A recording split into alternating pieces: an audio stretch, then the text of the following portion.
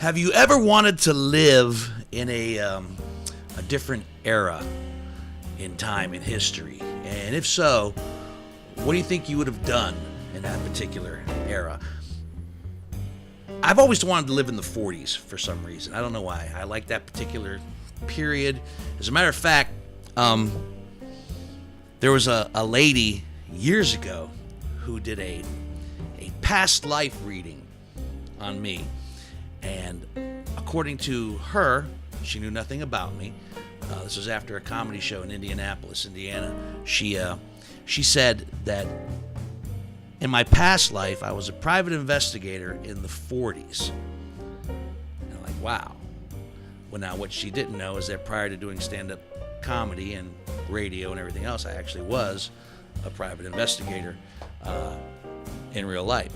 She said I was a private investigator in the 40s, and then she got a really serious furrowed brow. I go, what? She goes, it didn't end well. I said, what do you mean? She goes, whatever case you were working on, you were horribly murdered. Which I could see. I could see that. I could see that happening. I could totally see that happening.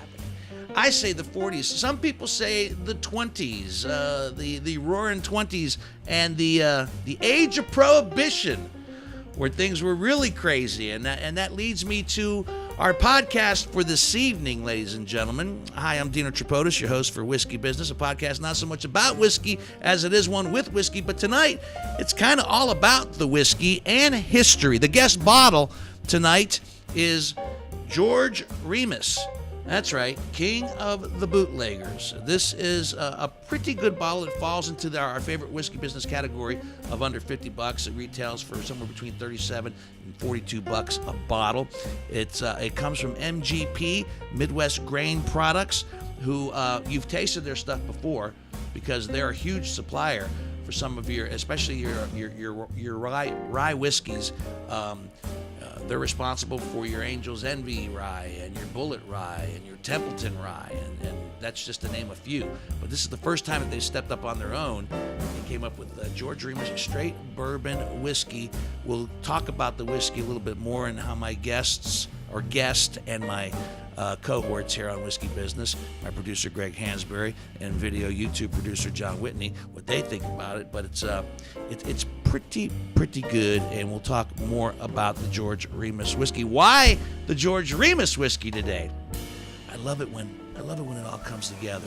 Making his third appearance on Whiskey Business is another friend and fellow podcaster, Alex Hastie from Hastie Legal. He is an attorney, and he is also the host of Ohio v. the World. Thank you. Yeah. Third appearance as we kick off your third season of Ohio v. the World. Cheers to that. Yeah, and a pretty good one right out of the gate. Ohio v. the Moon. Yeah, our Neil Armstrong episode came out last week. Yeah, it was. That's very timely with the with the movie out. Yeah, you were actually at the premiere in Wapakoneta. I was. Yeah, that's pretty awesome. My wife and I went to a red carpet situation. It was great. They got an old theater out there in Wapakoneta where he's from.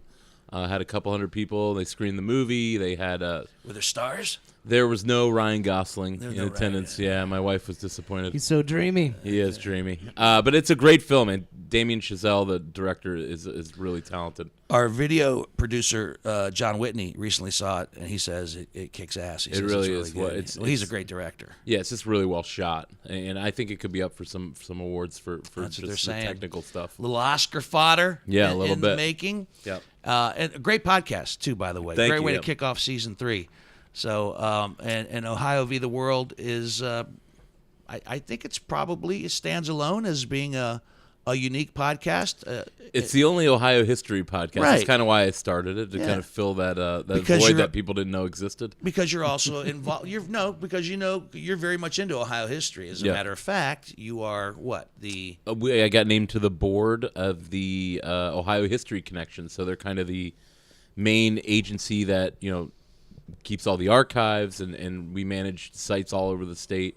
It used to be the Ohio Historical Society. They changed their name to the Ohio History Connection to sound a little less elite. Yeah, That was before I got there. So I always say, "Oh yeah, I'm on the board with the Ohio History Connection, formerly known as the Ohio," because nobody knows what you're talking about. But the Ohio History Connection sounds like it's fun for the kids. it is. It is. Kids show. Yeah. Yeah. And so Cool theme song. Come connect to Ohio. Yeah. And so I think that's one of the reasons I'm on the board is just that they wanted take a more youthful approach and they see what I'm doing with Ohio history, trying to bring younger people into the realm of history. And there's a bunch of cool like small Ohio people that you're like, oh, that dude's from Ohio, so it's kind of cool for you to be able to talk about those little unknown heroes. And then they've been they've been helping with the show since we started anyways. They got in on it before I even released it. Somehow they found out. And so they've been awesome about getting me guests and doing all that kind of stuff. Well, it's entertaining, and it's also, you learn. Yeah, I'm sorry. You learn. You learn things. I mean, whether we're like, oh, it's kind of fascinating, and at the same time, entertaining. And that's why I love having you on the podcast. That we've kind of made this verbal agreement that you'll be on right around the same time you kick off your season. You'll come and join us for something. Right. Our first one was about Prohibition. We had that was our first one. Yeah, why it was Ohio's fault. Oh, yeah, why it was Ohio's fault. So that was more about why Prohibition happened. Right. Second one was the battle between Ohio and Michigan. Yes, the Toledo War. And on that first podcast, since it was about Prohibition, we had the Templeton Lie, which was a Prohibition whiskey. I thought it was a great whiskey. Yeah, no, well, I told you why it was a lie, because they were putting stuff on the label that wasn't completely accurate. But it's still a great rye. Don't get me wrong. I love it. Then the second one, Ohio versus Michigan. We had a bottle of bourbon from Traverse City. Yeah. And now this one, we're talking about the king of bootleggers from Cincinnati, Ohio. Correct. George Remus. And we have a bottle of George Remus. You're really on theme, my man. You're on theme. Man, you know what? If nothing else goes right tonight, then it is your most on theme bourbon that you've ever put out there. Talking about George Remus, drinking George Remus, I love it. Let's talk about George Remus, the king of the bootleggers. He was born in Germany and then moved over here with his family. And got into the pharmacy business. Yeah, you're right. So he moved here, born in Berlin, outside Berlin, in I think 1874-ish. Moves to Chicago, and his father gets sick, and he has to go to work at like age 13 or 14, which I assume every person in the late 1900s did. I would imagine so. You get to 6th grade, and they're like, well, that's it. And he went to work at his uncle's pharmacy. And learned the pharmacy game. By the time he's 19, he's a pharmacist, and he owns his own pharmacy in Chicago. And like you said, German immigrant, hardworking guy who ends up going to law school and becoming a lawyer in Chicago. Because he got tired of being a pharmacist? Yeah, I think so. I just think he didn't really love it. Wasn't his calling? Yeah, it wasn't his calling. So he's a lawyer by the time he's probably 23 or 24 years old.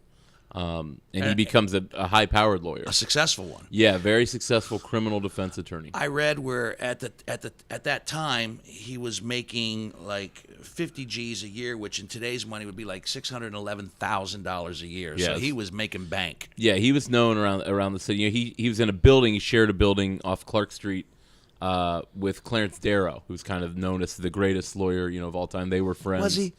We're doing a Clarence Darrow episode. Far. Was he the greatest lawyer ever? He was a great lawyer. He was also kind of a freak. Like he was really into free love, a lot of new age types of ways of living, bohemian type ways of living, I guess they'd call it back then. He was a great attorney. He just kind of a freak. That's all. So we're having John Saya and a professor from Ohio State to talk about Ohio versus lawyering, is what I'm calling it. Nice. But we're going to talk about Darrow and really was he, what made him so great, and what were some of his failings. So he's a friend of Remus's, and Remus becomes a really high-powered attorney in Chicago. And he really gets known for doing a case involving, it's really his first connection to Cincinnati. He does a murder case where he tries to defend a Cincinnati businessman who killed his wife in a Chicago hotel. He thought she was cheating on him, and he killed her, and he's pretty much clearly guilty. And he brings up this idea of temporary insanity. That William Hosea Ellis was the guy's name, and he tries to really, corner the market on what we see now as kind of a typical defense for a murder. But this is really radical at the time, and he ultimately ends up being found guilty, and they don't buy it. But that's an argument that he would use later in his life. Yeah, we'll get to that a little bit later because that's pretty fascinating stuff. And so he becomes a lawyer, and then he starts to see that a lot of his clients who are criminals are getting rich. Yeah. And, I mean, really rich and fast because Prohibition is now in effect. Right, so Prohibition starts in 1920, and Remus is defending these guys, these gangsters that he knows from his other, through other clients, and they are getting just smacked with these $10,000, $15,000 fines. The judge named another Ohio guy, Judge Kennesaw Mountain Landis, is a district judge in Chicago. He later becomes the baseball commissioner after the Black Sox scandal. He's someone who's credited with cleaning up baseball, but he's a real son of a bitch. And him and Remus don't get along at all. Remus would do these 4 and 5 hour, opening and closing arguments, and so was he colorful? He was very colorful. Very colorful. And he'd bring in, just all kinds of different things that had nothing to do with the case, and that's kind of how the law was back then. I feel like I think guys like Darrow, they would talk for hours and hours. I think I asked you this on a previous podcast, but let me ask it again. Would you have loved to have been a lawyer back then? I think it would have been fun, but it's not. I don't understand how they did all the paperwork and like you'd have to type and write. I mean, I don't know how they did all that without computers. Maybe they didn't have it. Yeah, maybe it just didn't exist. Maybe they just had some notes. But he starts representing these guys, and they're, when I do a case and say somebody gets a fine, a lot of times you'll ask the judge for 60, 90 days to pay. Right. These guys are paying $15,000 in cash on the spot at the courthouse. And they're peeling off $1,000 bills to do it. And so Remus is sitting here, and he's representing people that he thinks are much stupider than he is. Who, people who are getting caught, people who are bad criminals. And he says they're bad at being criminals. Bad at being criminals. Dumb criminals. I mean, it's safe to assume if you're a criminal, you're bad. Right, you're right. They're just stupid. Stupid criminals. And he starts to think, and he's getting all these connections in this underworld as Prohibition comes in 1920. He's got this pharmacy background, and that's one of the great ways to get your liquor is through your pharmacist, through your doctor. Well, that's what he did. He memorizes the Volstead Act. I mean, he knows it in and out, and he finds that loophole where he can actually buy whiskey, and he buys a distillery and a pharmacy and pharmacies, and that's how he gets his liquor out. He called it the circle. So he basically was the supplier and the seller and the transporter, and that's really what leads him to move to Cincinnati, and that's where his Ohio story kind of takes off. And I also heard that, and you can back this up, that he would actually, once he bought that, he would actually have his own people hijack his whiskey. Exactly, yeah. So he could sell it illegally. Right, so he's not really losing. There's nobody. It's his whiskey to lose, and he can file a claim and say, "Yeah, I don't know. These people hijacked us on the road, and they took all the whiskey, and it's gone. It's gone." So, except for it wasn't gone. It was just moved to another car and it was put out on the streets in Chicago, and New York, and Boston, and Cincinnati, and Cleveland, and that was a major way that he did it. He would. That's genius. He would hijack his own cars. Smart, yeah. So what he does is he starts looking around, and he doesn't want to start in Chicago. There's too many gangsters in Chicago, and it's the market's already been set. You got guys like Capone and Johnny Torrio. There's some mean dudes in Chicago, but he knows those guys. He uses them as a connection, and he looks at a map, and he's been to Cincinnati. He's had experience there. He knows it's on the river. He knows it's a town full of German immigrants, which would appeal to him as a German immigrant. And he also knows that that's really close. It's the biggest city to whiskey land. All the 80% of the bonded warehouses, they're called, all these warehouses that had whiskey and bourbon and gin, they're all just sitting in these warehouses, and they've been locked up by the government. Mm-hmm. And so he goes, and his plan is to move to Cincinnati, where he can be within a couple 100 miles of all those places, and he starts buying up distilleries. Yeah. And he starts buying up, he starts starting his own pharmacy companies. Because, and we should remind people, because you could actually buy whiskey for medicinal purposes. Exactly. That's the main way people got it. Yeah. Legally, I should say. Legally, yeah. So he's doing this kind of legal operation, but he's also doing a much larger underground, the kind of prohibition bootlegging angle that we're more used to. And that's going through, he's producing whiskey. He is, like we said, hijacking in his own trucks. And a lot of it is just not on the books. And he's putting a ton of liquor into the market, more than anybody else. And he's putting liquor into the market that is reliable. It's good. It's good stuff. It's stuff that was made either before Prohibition or after. Back in the day, you're risking it.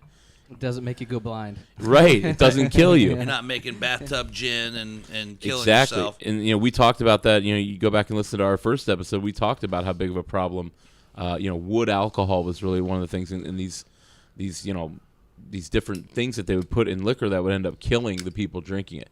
Remus was known to have the best whiskey. So he had the most whiskey and the best whiskey. He's able to sell it at a cut rate price. And he's able to, he just builds a giant consumer and client base who want his stuff. It seemed like he liked the best of everything. Yes. I was reading where he had huge parties. Legendary parties where the men... it was a New Year's Eve party. Yeah, the 1922 New Year's Eve party. That's a party you wanted to be at. The men got diamond stick pins, and the wives of the guests got cars. Yeah, they all got cars. Now, granted, I don't know how much a car was back then, but sure. but still. And we're talking, that 22 New Year's Eve party that everyone talks about. You're talking 100 different couples. The right. Judges, politicians. The police chief was there of Cincinnati. Everybody who's the upper crust of Southwest Ohio, Louisville. He had a big connection to Louisville as well.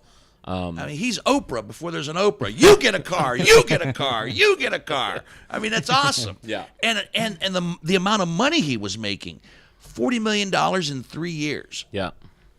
In 1920s. Right. And some people think even more than that, it's unbelievable. Somewhere in that 40 to 60 to 70 million dollar range in 3 years of bootlegging. And that's he starts from nothing. He's an attorney in Chicago, and he moves to Cincinnati in 1920 and just starts, cranking out money and just builds an empire. So does he continue to be, for appearances, a lawyer, or does not at all? Not at all. He just becomes a businessman. He is open about. Everybody knows what George Remus does. George Remus is in the bootlegging game, and back then, these gangsters were not kind of like the ones that we're used to now. These guys like Capone, they were in the news. They liked it, and people liked them. They were celebrities. And because they were bringing the party, and you couldn't get booze without these people. People didn't see them as criminals. It's only later in Prohibition when Capone and Johnny Torrio and these New York guys start piling up the bodies. That wasn't really Remus's game. Remus was a businessman who was bringing, bourbon to the streets of your town, and not hurting anybody in theory. Now, granted, people got hurt all over. Supply and demand. Auxiliary, yeah, exactly. People wanted whiskey, he got them whiskey. I like this whiskey. This is good. So let's pause for a moment as you finish that first glass. You mentioned that it had a little bit of a spice to it.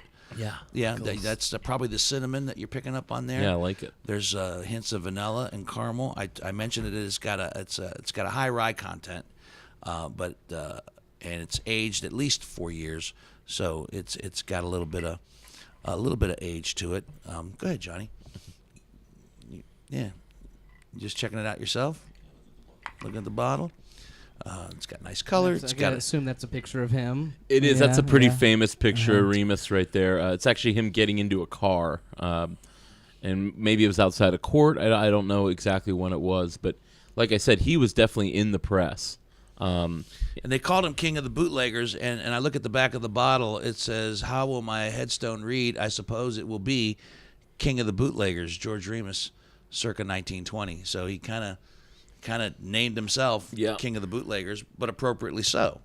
He did, and like I said, he moves to Cincinnati for these logistical and geographical reasons, but he he also moves there, and he's allowed to be kind of out in the open. Cincinnati's got a really corrupt city government, whether it's the police, whether it's the politicians, and it's a place that Remus knows from his connections that he can operate. And it's the Cox regime is kind of what it was. The Boss Cox was the kind of like Boss Tweed in New York, but Cincinnati was a city that did not adhere to prohibition. So many immigrants down there, so many German immigrants who think it's nonsense that the government is saying that we can't drink alcohol, so they just don't pay attention to it. And there are bars and there are speakeasies in Cincinnati for as far as the eye can see. And nobody's doing anything about it. And nobody's doing anything about it. And that's, and Remus is helping that by greasing everybody's hands. I mean, at some point, though, when they really started to crack down, did they just stay away from Cincinnati as far as the feds? Yeah, I mean, the way you got to look at it is the federal government has a couple thousand prohibition agents, okay? And prohibitions is rampant, bootlegging's rampant as far as Seattle, Los Angeles, San Francisco. They got the entire country to cover with a couple thousand government workers. So lack of manpower. And this was a decision that then falls on these local police, Cincinnati police, and they just don't want to enforce it. They don't have extra manpower. They don't believe that they didn't create the law. It's a federal law. Right. And so that's how people got away with it, is that a lot of times it came down to your local police officer. You didn't have a federal prohibition agent knocking down your door unless things got really hot. And those guys, in most cases, could be bought off as well. Mm-hmm. But the local officials, Remus gives out, it said, more than $2 million, 1920s dollars in bribes. And he was good for it, So and that goes all the way up to the Justice Department in Washington, all the way down to the lowly Cincinnati beat cop.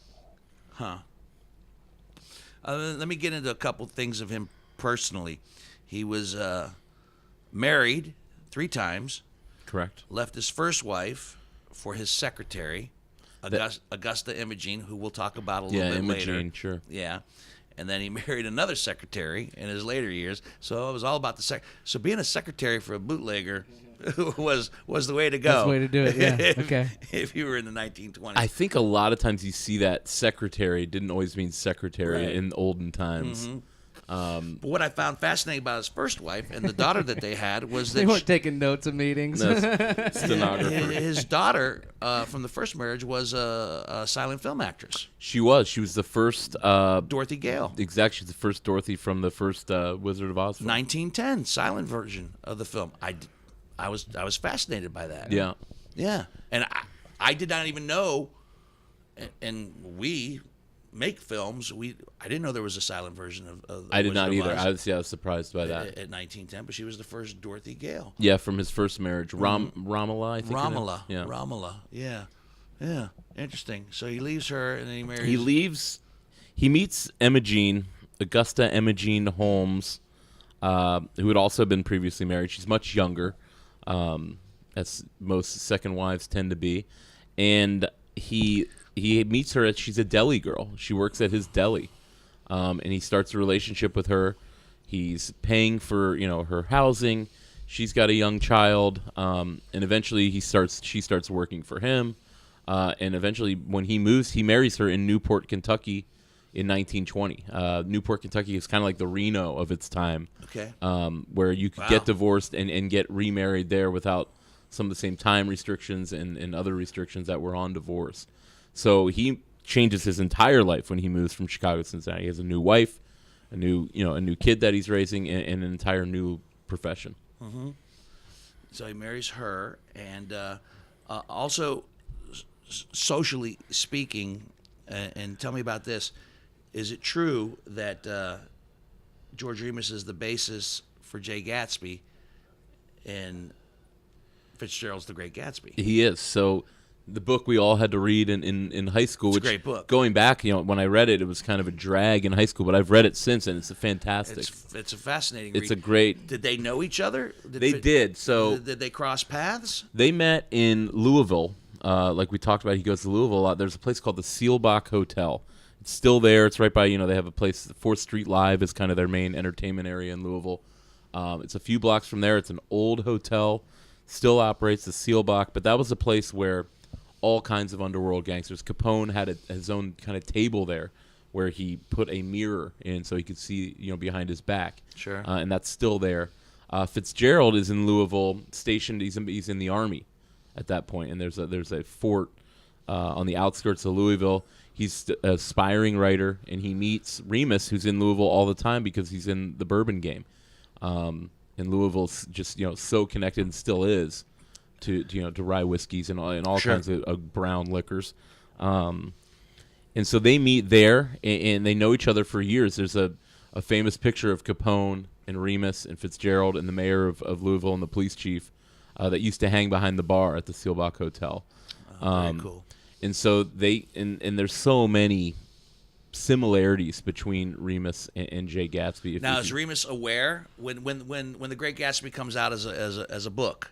Is Remus aware that there's really no that Fitzgerald has kind of there's no record that he knew or personified talked him about as it. yeah. That book also wasn't immediately super No, it popular. wasn't. No, not really. Not. And also, when that book comes out, Remus is fighting a legal battle and other things. He's just out of jail. But I have nothing that shows that he knew that or that him and Fitzgerald really kept up a relationship after everything kind of went bad for Remus. So Remus not a big reader. He was actually. He was. Was he? He was he was a voracious reader. Especially if he was in jail. Yeah, What he- else Yeah. is he gonna I mean, do? is he reading The Great Gatsby and going, "Hey, wait a minute"? But him and Jay, they're both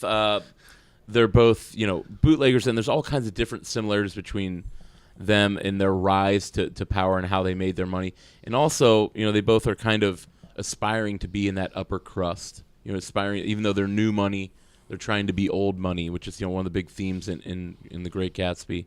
And they're both crossed by a woman, which is kind of something that maybe happens in the book before it happens to Remus. I mean, it was written before, but they both meet a pretty similar end. Interesting that when you look back on the history of our more infamous gangsters in life, a lot of their downfall is a woman. Yeah, it is. It is a woman. And you think about history, not to go off page here, you think about history in general. I mean, civilizations, my friends, decimated and ruined, and because of a woman. Helen of Troy. I mean, just one example. Yeah. I mean, you think about, we still love them. But that's just never underestimate the power and the influence of a woman. I think we're feeling that at this is a lesson. Yeah. I have We're learned. men. Yeah, We I get have it. learned. Yeah. So yeah. Aside from that aspect of it, though, Remus, being what I consider to be the very intelligent, smart man, like I said earlier, he memorizes the Volstead Act. 76 paragraphs in that Volstead Act. Yeah, he And just the Volstead Act was the law that was kind of Right. codified the 18th Amendment. So that's Volstead's just the name of the congressman who slapped his name on it. So where does he slip up? Is it a classic case of you become so big, so powerful that you think that you're invincible Certainly that. on some level, or did he actually just start fucking up? What happens is he does become so big that he can't be ignored. He's so out in the open about it that there are people in the Justice Department and prohibition agents who are not on the take. There's a woman, she's an assistant attorney general named Mabel Walker Wildebrandt, a California lawyer who sets her sights on Remus. His idea, he thought he was invincible because he starts working with an assistant, basically a gopher for the attorney general. The attorney general was just a private attorney in Washington Courthouse, Ohio, a guy named Harry Doherty. And Doherty was from Washington Courthouse here in Central Ohio. He befriends Warren G. Harding years before he runs. He runs Harding's campaign in 1920, and he's rewarded as the attorney general. This guy had no business being the attorney general, and I think Harding's an underrated president because he's a much maligned president. But his biggest mistake, his cabinet was mostly full of his friends. And people, his brother-in-law was the head of the Veterans Affairs Department, that kind of stuff. Let me pause there and divert just a little bit in respects to President Harding, because You're right. A much maligned president. He in some of the films that I've seen and TV shows, it seemed like the people in that game, the bootlegging game, and the criminals wanted Harding. I mean, so tell me about the high level bribing, for lack of a better word. Were they bribing Harding? I mean, or the people surrounding. I think Harding gets this. He was a beloved president at the time. He had really high approval ratings. The country was just out of World War I, and he promises a return to normalcy, is what he calls it. And it's kind of like they didn't know if that was a word. You remember, like when George W. Bush had the word strategery? Yeah. His campaign was based around normalcy, and he's a dark horse candidate who basically gets picked at the Republican convention in 1920 in a smoke-filled room. He's the original smoke-filled room candidate. His problem is he owes so many people favors to get that nomination. Now he's not on the take at all. His problem again is people like Harry Doherty, some of his other cabinet members who are put in these positions of power, who are unscrupulous people. So there's a guy named Jess Smith who's an assistant to Doherty, and he really becomes the go-between. Another Washington Courthouse, Ohio man who becomes the go-between between Remus and the Justice Department. Let me go back to the female aspect of it. Didn't Harding also have some female issues as well? We could talk Harding all day. Maybe that's one we can think about next time. I'm working on, as part of this Ohio History Connection, we are working on a presidential library for Harding. He's from Marion, Ohio, just up the road here, about 45 minutes north of Columbus. And it's 2020 is going to be his centennial of his election. And so we are working on a new presidential library. We're raising all kinds of money, a whole new build at his house in Marion. I think he was a great president, but the people around him, after he died in these investigations, Teapot Dome is really the one that people know. But there's all kinds of stuff. The Veterans Affairs Department. Teapot Dome goes back to Washington Courthouse, does it not? A little bit. Teapot Dome is an Interior Department issue where they basically start selling government land that they knew had oil to the lowest bidder, their friends, to then develop and basically almost like national park land that they start drilling on illegally. And then that money from the oil is getting kicked back to those people in power. Gotcha. Again, I'm not going to sit here and say Harding knew anything about this. He may have found out about some of it later. He dies in office when really some of the stuff starts coming to light. But it's really his Justice Department, Harry Doherty, and his what I call his bag man, Jess Smith, who really start working with Remus. They promise Remus, and we get back to why he thought he was invincible. Yeah. They promise him that he will not be prosecuted. If you pay me $50,000, he says, their first meeting, you pay me $50,000, I can promise you won't be prosecuted. If prosecuted, I can promise you won't actually ever serve a day in jail. And he pays Jess Smith $50,000 the first time they meet. They meet multiple other times. He's getting these withdrawal receipts. You got to get government withdrawal receipts to pull some of this whiskey out. Even though he owns it, he can't move it without these withdrawal receipts. So he needs the Justice Department, not just for the protection. So he is bribing them. He is falsifying these withdrawal receipts, or basically almost making copies of them. And he's giving the Justice Department upwards of $500,000. Some people have said. So what gets him busted? What gets him busted is a guy gets busted in Indiana, and a guy gives him up in Indiana, and it's a pretty big liquor bust at the time. And he says, "I can take you to where all this came from." He rolls on him. And it's actually in Illinois and in Indiana, prohibition agents come to Cincinnati, and there's a place called Death Valley, was his farm where he kept all this booze, armed guards just outside of Cincinnati. So the guy says, "I can take you to Death Valley, and I can show you where all this whiskey that you see on the streets is coming from." These Indiana prohibition agents and Illinois prohibition agents can't go into Ohio and bust him. So they start leaning on Cincinnati's head of prohibition. And that guy's completely on the take. They lock him in a room. They say, we're not gonna let you out.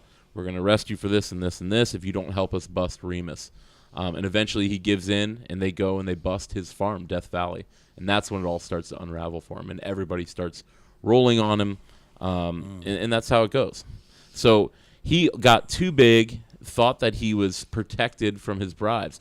The problem is, the same time this is happening, his connection, Jess Smith, is having some health problems. There's some other personal issues in his life, and things are starting to get a little hot at the Justice Department for other reasons, not just Remus. That these whispers of corruption in congressional hearings are called, and Jess Smith ends up killing himself. Wow! And just like that, his get out of jail free card is lying dead in a hotel. It's gone. And there's people who say that Jess Smith was killed. There's people who say I've never found anything about that. He had some major issues, and he had a lot of stress in his life, and I think it is an actual suicide. But either way, for Remus, now he's left exposed. Okay, so he goes to jail. He goes to trial, and he's not actually found guilty of prohibition violations.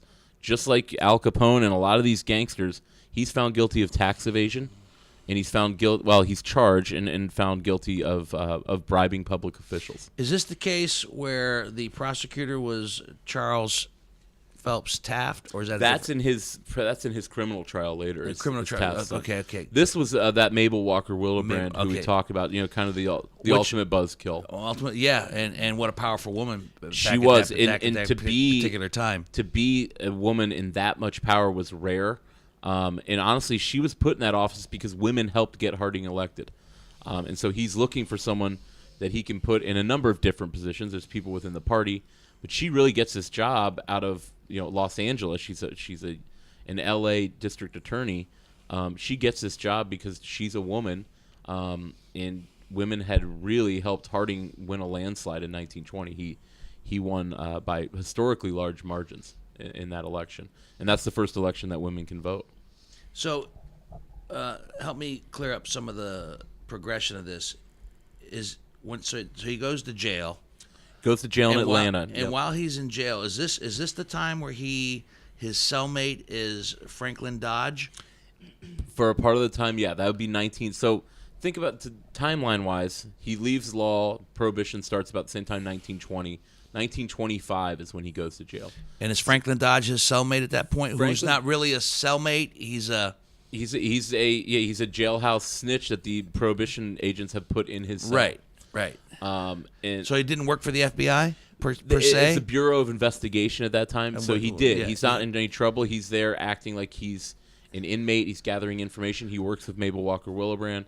And instead of doing that investigation, he was really down there, a lot of my research, to make sure that he wasn't doing anything in jail. This jail had all the prohibition bigwigs, the Atlanta Federal Penitentiary. Okay, so that brings me to my next questions here. While he's in jail, and he actually confesses or chats with Dodge that while he's in jail, his wife, Imogene, is running things. He kind of gives a blueprint of what's going on. What's going on now? The operation is certainly crippled. It's certainly not nearly as a powerful an organization. A lot of people have been rounded up in his ring. But things are still clicking on some level. And he still has an incredible amount of personal wealth, hidden money, houses, cars, all these things, and all this stuff is basically a power of attorney is given over to his wife, Imogene. Right. So he tells Dodge all this stuff. Yeah. And Dodge, as opposed to going back to his current employers and saying, here's what's happening, has an affair with his wife. It's said that they definitely, I believe they had an affair for sure. They're together.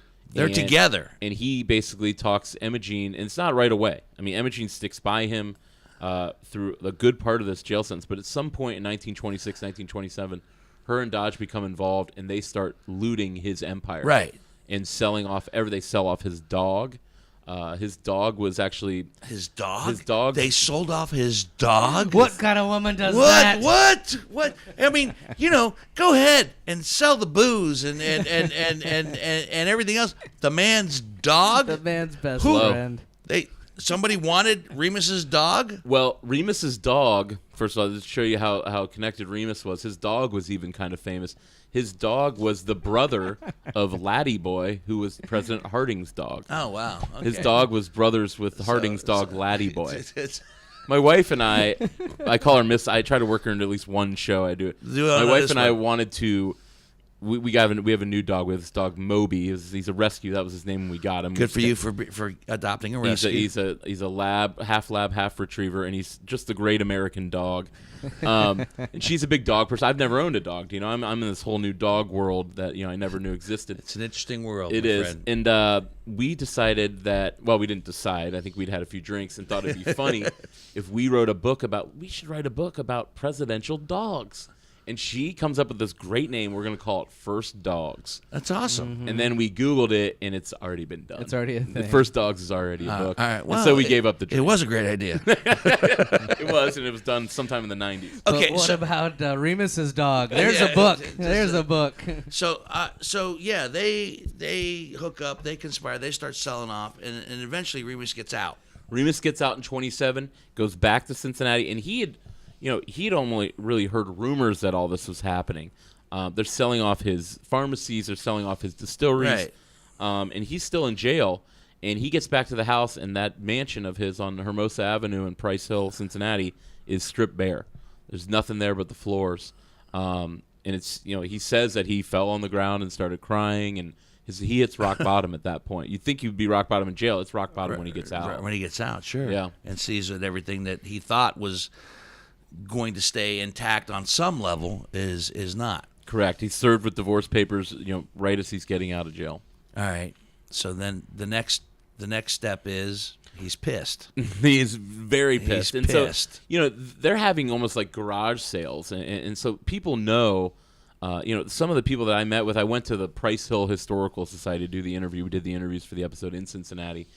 And some of the guys that I interviewed and a couple authors, females who wrote a book about Remus, they knew, whether it was their in-laws, they had pieces of furniture from the from the 20s and 30s that was actually, passed down. It was from Remus's house. It was from the Remus garage sale from the and so the Remus garage sale. The famous Remus garage sale with The estate sale. Yeah, they're selling a dog. I mean, you're going to remember that one. Yeah. But he knew about this. The city knew about it. And so he is beyond pissed. And this is a period of time where men still very much held a lot of the power, obviously, or / all of the power. And so it's on the morning in October 1927 on the way to his divorce proceedings that he sees his wife in a car, and he has her run off the road. And so we can talk. I mean, this is really it takes a change here for Remus, but he's not somebody who is really inherently violent. He had a lot of henchmen. Yeah. But in this not particular someone case, that's really documented to have killed people before. To be a really violent person. And in this case, he's in Eden Park. He runs her off the road the morning that they're going to go do their divorce hearing. And in broad daylight in Cincinnati, he shoots his wife right in the stomach, and she dies. Yeah. Kills her. Yeah. So now he's going to jail. Now he's being tried for murder. The gun was never found. The gun. There's some theories about the gun we don't need to get into, but he goes and turns himself in, and says, "Is this the case where Taft is involved?" And this is where Taft. This is where Taft is involved, who is the son of the Chief Justice and then former President William Taft. Yeah, William Howard Taft is the sitting Chief Justice of the Supreme Court at the time. Yeah. So and now let's go full circle. Remus represents himself. He does, and goes with the insanity. Insanity plea, the temporary insanity. They called it back then. They called it transitory insanity. It was something that he learned about in that 1913 trial of William Ellis, the Cincinnati businessman who killed his wife, and it fails in that instance. He represents himself. He does have co-counsel, but he does still represent himself in his own capital murder case, which I do not advise. As an attorney, what was the Oliver Wendell Holmes quote? A person who has a fool for a client. A person who represents themselves as a fool for a client. Yeah. So, but in that case, okay, he wins. Yeah, this is the trial of the century in its time. That term is thrown around a lot. You see it all the time. It's the OJ. But it really is. It's 68 years before OJ, but the outrage at his acquittal is really similar to that. And it's, a lot of the books I read said the same thing. People cannot believe that he's found not guilty for a murder of his wife that people witnessed, saw, that he admitted to, and he's found not guilty. So because of, so you're telling me the jury buys the temporary insanity plea? The jury comes back in 19 minutes. So all right, so I always get this mixed up. If a jury comes back quick, what does that mean? I had that instance today. So today, just before I got here, I had a trial with our friend Mike Morocco as my co-counsel. All right. And it was an OVI trial in Delaware, and the jury didn't come back for 3 hours. So normally when a jury comes back that quick, it doesn't necessarily mean guilty or innocent. You can kind of tell by the trial. It's going to be whatever you kind of felt the result was going to be. If a jury's out for a long time, what does the attorney feel? I felt a lot of nerves today, and I've been in this situation before, but I did feel a lot of nerves today. Today, our client was found not guilty, which was awesome. It was a great moment. But when they stay out for that long, that means that there's a major difference of opinion in the deliberations. Okay. So in Ohio, in a municipal court in Ohio, it's 8 jurors, and they all have to agree, or it's a hung jury. They all have to agree, and they all have to sign their name to that verdict. And so today we got 8 not guilty findings, but I'll tell you what, the jury being out for 3 hours you thought you were screwed. Well, we just didn't know, and that's the worst feeling. But you say you didn't know, but in your heart, did you think it's taken this long? We felt better that it took longer. You felt better that it took longer? We did, yeah. And in this case, it's so short. They say 19 minutes. Really, it was more like an hour and a half, but an hour of that was spent with them going to lunch. So the closing arguments ended, and it was right around 11:30. And this is December. It's right before Christmas in 1927. I don't want to cast my vote yet. I'd like to have a sandwich first, and then after. Do not deliberate on an empty stomach. After a full stomach, I think I'd be able to fairly deliberate on the fate of this man. We'd have to go back into court. Well, tonight in our verdict tonight, we were getting pretty close to dinner time, so we thought they might come back with a, hey, we need to order some pizzas or type of thing, but they did. They actually went to lunch. And so when they you could have called me and said I can't make it. It was actually looking like I wasn't gonna be able to make it tonight. It was getting a little dicey there. They come back, and it's after that lunch that they come back 19 minutes later. And the courtroom erupts, and it really erupts with Remus has a lot of supporters there. People are celebrating. He's hugging the jurors. It's a much different time, in the courtroom. He screams American justice. I thank you. He says is what he's quoted as saying. And he starts. These jurors are coming up to him after, and they're hugging and they're crying. But the country is outraged by the fact that he's found not guilty. It comes with a twist. It's not guilty by reason of insanity. In our episode, we talk about he's actually sent to Lima, Ohio, to the that's where the asylum was. And a guy I was interviewing for our third episode, a lawyer up in Cleveland, he's asking me, well, what are you doing some of the other episodes on? I said, well, we're doing one on George Remus right now. And he says, my grandpa represented George Remus. And it turns out this guy's from Lima. Wow. His grandpa is the one who got Remus out of the, so that turned in with him. He's on our Remus got him out episode. of the asylum. He got him out of the asylum. Remus is out in 6 months, and the way that he does it is he uses those same witnesses that said he wasn't insane that the state put up in the trial. He then turns them to represent him in Lima to say again that so he's after not the insane. verdict comes out that he's off the hook. He's off the hook, but he's sent to an insane asylum. But then they flip it. He's six somewhere between 6 and 8 months. Because how long was he? Do you know how long he was originally supposed to be in Lima? It was at least for a long. I think it was for a long time. I think it was for at least. He's out in 6 months. He's out in 6 months. And he's out because he basically completely flips the argument and says, "No, I'm not insane. Here's a bunch of people saying I'm not insane." And so I was insane then, but no, not now. And so it really did have that kind of OJ reaction from the public that he was able to. And there's a lot of similarities in the trial. It's another almost celebrity who's killed his wife, and allegedly. Nice. Allegedly. But the country had that same reaction. And I talked to Jim Robinouts, the great historian and lawyer up in Cleveland, whose grandpa represented Remus. And he tells me that his mom, the daughter of the attorney, she would walk to school with a sheriff escorting her for a couple of months because there were all kinds of death threats against his father's family for getting Remus out and getting a convicted, what they thought, a killer back on the streets. That's amazing. All right, so now he's out. He's out of the asylum. He's out. So, So now what does he do? F. Scott Fitzgerald kind of says there's no second acts in American lives. That's his famous quote. It's not from Gatsby, but that's his, we don't have a second act in our life.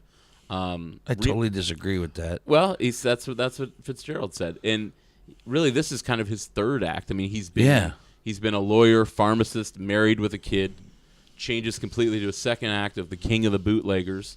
Builds this gigantic criminal empire, kills his wife, beats the rap after the trial, and starts a third act where he was a lot quieter.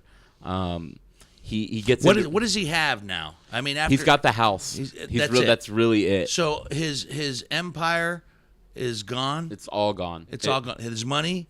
His money is mostly gone. Does he have money of any kind? He does money that's on the books. Not really. He's got the house, which he ultimately sells. He marries a third time to his new secretary, Blanche Watson, I think was her name. Yeah, and she helped him through the trial Blanche. And all. I love the name Blanche. Yeah, Blanche is a real. Who was also supposedly a secretary. Right, it's also a secretary. And he marries Blanche Watson, and he's in the real estate game. And one of the things he starts with was by selling his property and dividing it up. And he gets in the real estate and really lives more in the Newport, Covington, Kentucky area. But that's his third act. I mean, he's probably 53 when he's released from jail, and he lives into the 1950s. Yeah, I think he died. Actually, I think he died in 1950. Yeah, 52, something like that. Right around there. So, at what age?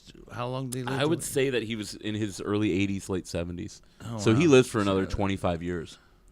And did he live well? He lived fine. He you're talking about a guy who, at the height of his fame and success, made $40 million in 3 years. Yeah, he had 3,000 employees. Which in today's money would be 10 times 10. I don't know. It's astronomical. He'd be a billionaire. Yeah, close to it.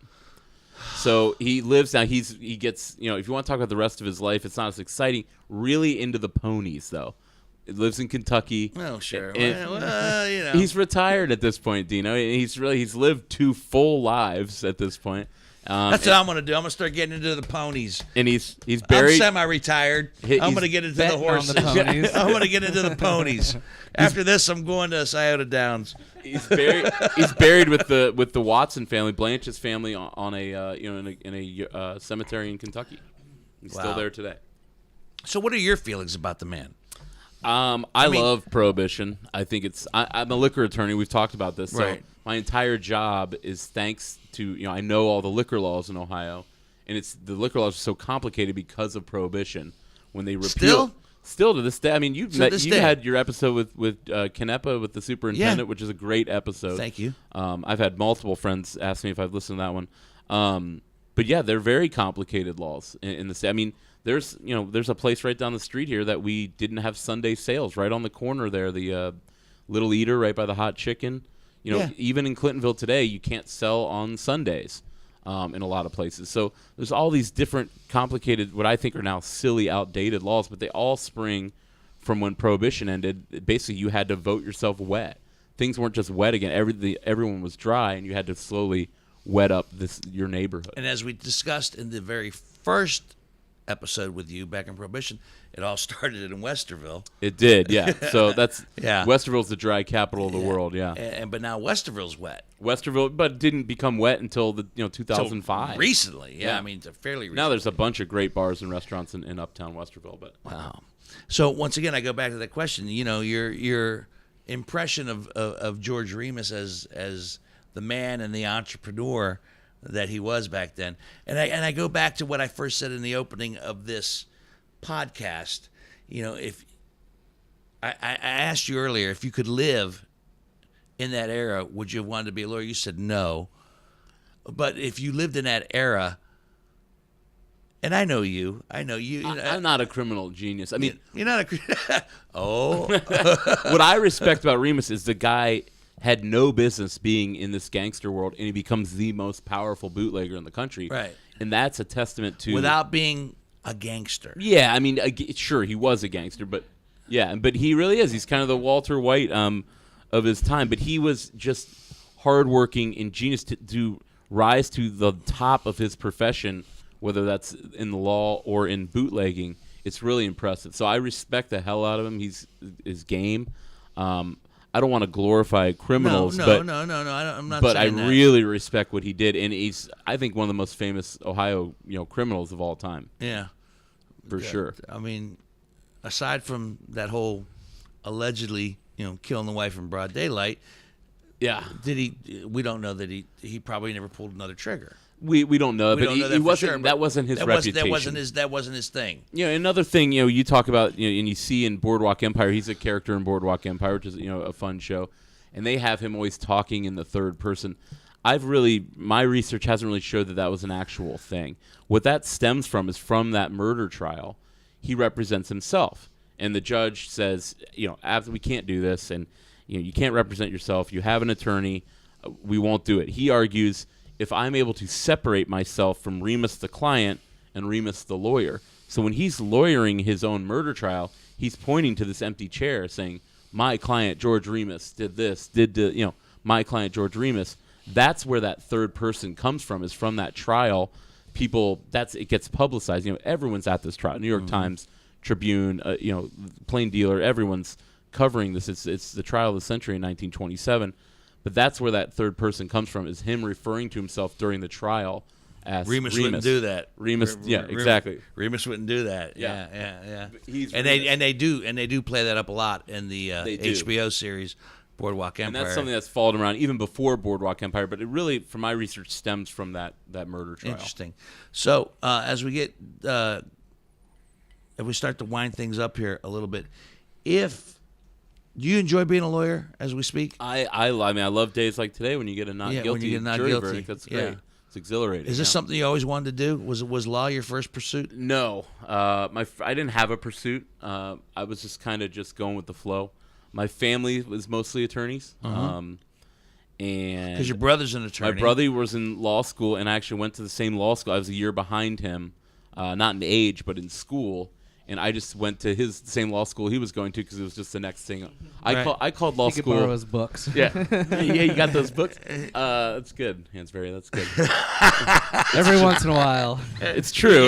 It hurts because it's true. He gets I'm done. Yeah. But I wasn't enthralled with the law, really? And it wasn't really until I became a lawyer. I called law school 17th grade, 18th grade, and when I graduated, I'd graduated from 19th grade. In school, it came pretty easily to me, but law school is very difficult, So, excuse me. You all right? Yeah. Well, I'm the new host of Whiskey Business. Your former host, Dino Tripodis, has expired. Died of hiccups. Died of whiskey. What I was going to say, and maybe because what I'm about to say isn't true, but it is. You're a good lawyer. You're a good lawyer. Learning to be a lawyer. Yeah. Learning, so you still think you have a lot to learn. Yeah, what was with Mike Morocco, our friend today, did all the heavy lifting. And you learn from people like that. John Saya, who's been on the show. Right. These are guys who've been honing their craft for 30 years. I'm only been in the game for 10. But they inspire you to become a better attorney. But I'm not trying to blow smoke up your ass. In the 10 years you've been an attorney, you've made a nice reputation for yourself. I think so. Yeah. And a lot. It's criminal. We do a lot of criminal work when it comes to drunk driving. I think it's more my personality. I guess I should say. I'm able to play the game. All right. Let me just ask: how does personality play into the law? Well, everything's relationships, Dino. It's you of all people, should know that. And you need to know not just the law, but you need to know the people across the table from you. You need to know the prosecutor. Right. You need to know the judges, what they like, what they don't like. They always say that a good lawyer, knows the law, but a great lawyer knows the judge. It's not as simple or as I don't think it's that distasteful simple. as that, but I don't think so. But there is, in all jokes, there's some truth. You got to know who you're dealing with, and so I like to think of myself as a good study of people. So, and I believe once again, I go back. You should listen to the very first podcast about Prohibition because it's a great podcast that goes way back into the whiskey business archives when we first started. Yeah, it's like 2016. Yeah, when Alex was one of our first guests. But, on iTunes or whiskeybusinessshow.com. Thank you. You're going to recite all that before we leave, just to remind people. Rate and review. But if you were in the 1920s, when I go back to that original. What era would you like to have lived in? Would you have liked to have lived in the 1920s? Would you have liked to have been part of that world? What I like about the 20s is I like old things. I like history. Okay, Yeah. so I really love the history from the Civil War up until World War I, 1920s Prohibition. What I like about the 20s is it's old enough, but it's still I'm able to drive a car. Right. I'm able to do. There's radio. I'm able to make a phone call. I'm not one of those people who would have loved to live, in the 1840s. It would have been simpler, but it would have been hard as hell. Right. It would have been. It's like living in New York. Like everything's so difficult. The simplest task is in the 1840s. So difficult. What I like about 1920 is it's really the start of that American century and the start of modernity. Is that if you could go back to an era? I think it would be. I think it would be the 1920s. You wouldn't be my attorney in the 40s as a private investigator. I don't want to deal with the Nazis. You would. I was horribly murdered in the 1940s, according to a past life. I could see you being a 40s private dick, by the way. But yeah, so could I. Your hats would have been amazing. I would have. You would have had a hat guy, Hats. a haberdasher. Is that what they're called? A hat guy? Haberdasher. I don't know what they call a milliner. Haberdasher. A milliner. I don't know. I think haberdashery. Get on that, Hansberry. Yeah. But no, I would see. Well, I'm a little sad now because I would have liked to think I wish you would have picked the 40s, and you would have been my attorney / friend that / Nazi fighter. That would have helped me. There's too much turmoil in the 40s. You would have gotten me information that I needed that you weren't supposed to give me. The music in the 40s so much better than the 20s. The 20s is really the start of jazz. The 40s is when you're really seeing the peak of jazz. Yeah, and that would have been cool. How about after 1945, post-war? I would have been down for it. You've been down? Yeah. So I need to move my just my do time. late 40s. Late 40s. I'll do late 40s, and then you would have been with me in the late 40s? Yeah, sounds good. We would have been a hell of a team. Private Eye. Private Eye and attorney Alex Hastie in the late 40s. Come on. That's a show right there. Haberdashery. Oh, you looking it up? Yeah. So it looks like men's clothing accessories. What would be hats? Look up. What about milliner? Spell it for him. MILLNER. Google will spell it for you. Millennial. No. We know what a millennial is. He's checking to see what milliner means. Milliner. I don't know. It's not coming up. Old-timey hat guy. All right, while he's looking that up, let me start to wrap things up. Alex Hastie has been our guest. His podcast, Ohio v. the World, is awesome. Check it out as well. Season 3, kicking off with Ohio v. the Moon. Neil Armstrong making those first steps, and it's a great podcast. And our Remus episode will be out by the time this drops as well. Yes. Yeah. Okay. So your Remus episode will be out. It's episode 2. Yeah. Along with my Remus episode. With you. Mine will be out first. Hat making or millinery is the design, manufacture, and sale of hats. I was right. Yeah, milliner. Look at you. Yeah. Makes, trims, or sells hats. Yeah, good job. Look at you. So if I were to get back in the PI game now, would you be, Oh, I have PI friends. Yeah, would you be fun my guy? Stuff. Have you thought about getting back into PI work? I did that for years. I haven't thought about it. I have. Are you allowed to tell people you're a private investigator? No, I'm allowed to tell them, but I've gotten. Let's call them requests. Sure. Yeah. Well, I'll hire you to do some a consultant. digging. As a consultant, yeah, I'm a good digger. I like this bottle. You like this bottle? Yeah, our guest bottle has been the George Remus bourbon from our friends at Midwest Grain Products, MGP. It's the first time they stepped out and made their own. They actually got this, and they got the labeling from Queen City in Cincinnati as well. So they put it all together, It's Did good we stuff. say, is this like supposed to be his like special blend back from what That I he don't sold, know. or I is was that kind of asking him Yeah. that. I think That they I- just slapped I his don't name know. on Yeah, it. yeah, I yeah. don't know. The fact that they got the label, they got the name from Queen City and Cincinnati and so forth and so on. But it's good. It's good. It's $42 a bottle. That's what I paid for it. Maybe you can find it for cheaper or more depending on where you live. But it's a good Oh, I choice. got you guys T-shirts. Ohio v the World T-shirts. Did you give me a double XL? I can get you a double XL. I brought you this XL. It's a large XL. I think you can do it. What do you wear? I wear an XL. All right, then an XL should be fine. A man of my carriage. I got you an L. I feel like that might be a little large. I got a beer belly. I am the same carriage as you, my friend. Yes, you are. Oh, you know what? You didn't get one for John Whitney. I kind of forgot about John. Oh, well then I'm gonna Forgot about John. the YouTube channel. You know what? I have one from before. I give it to Whitney then. I'm gonna I give it gave to- you one already. Yeah, Well, Not yeah. me. yeah, I got one. I remember. Okay. Well, then now Whitney's got one. It all worked Now out. Whitney's got one, so I'm good. Has it been worn? That's what he asked. It's Dino's old one. It's one that I tossed aside. So yeah, check out Ohio v the World, your podcast, which is available everywhere. Yes. Yeah, iTunes, Stitcher, SoundCloud, Google Play, you name it. You name it, you got it. Just like ours. Hansberry, tell everybody where they can get our stuff. Same thing. Rate and review us on iTunes. We always love that to hear from you. Also, Facebook, Instagram, Whiskey Business Podcast. We put a bunch of cool pictures. We'll make sure we put up a picture of this bottle of Remus because there's a picture of Remus on the bottle. How'd you already get that T-shirt on? He's quick. And we'll He's take quick. a picture of the T-shirt. He's a quick change artist.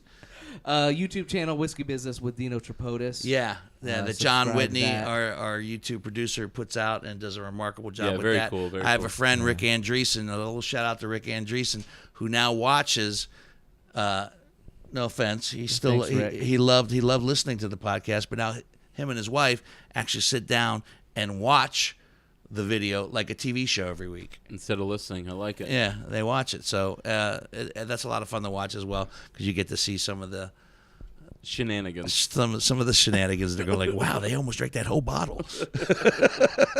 We'll get it down here in a second. Yeah, we will after the podcast. So many thanks to Alex Hastie. Continued success with Ohio v the World, man, and continued success with everything in your life. Thanks, brother. I know you're recently married, and you got a dog. I got a dog. You got a dog, and That's the beginning of the end there, Alex, by the way. And then by the next podcast, maybe Who knows? a kid. Hey, we'll start trying. How's that? 2 dogs. 2 dogs. No kid, 2 dogs. Let me say what I always say at the end of one of these. Whiskey Business is a Never the Luck production. Produced by Greg Hansberry right here on the audio side. And you can't see him, John Whitney, thumbs up over there on the YouTube side. And I am your host, Dino Tripodis. All the opinions are those of me, your host, and my sometimes reluctant, but in this case, very informative and educational and entertaining Alex Hastie. You're a very charming man. Thanks, buddy. You're a very Good charming time. man. Let's do it again next year. Yeah, we'll do it again next year. So until the next bottle, see ya.